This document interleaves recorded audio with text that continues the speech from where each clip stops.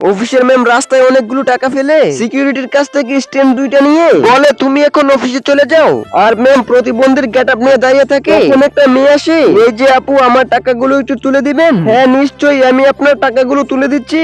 এই বলে মেয়েটা অনেকগুলো টাকা নিয়ে দাঁড়িয়ে যায়। আপু আপনি কি হাঁটাচলা করতে পারেন না? না আমি হাঁটাচলা করতে পারি না। তাহলে আপনাকে 1 টাকাও দিব না। এই বলে মেয়েটা চলে যায়। তার কিছুক্ষণ পর একটা ছেলে আসে, এই যে ভাইয়া দয়া করে আপনি একটু টাকাগুলো তুলে দিবেন। এতগুলো টাকা দেখে ছেলেটা লোভ সামলাতে পারে না।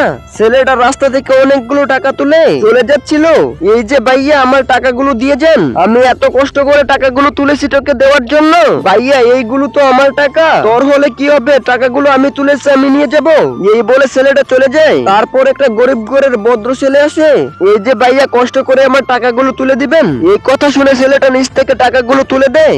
বন্ধুরা টাকার চাইতে বেশি মাকে ভালোবেসে থাকলে ভিডিওতে লাইক দিয়ে চ্যানেলটি সাবস্ক্রাইব করে দাও।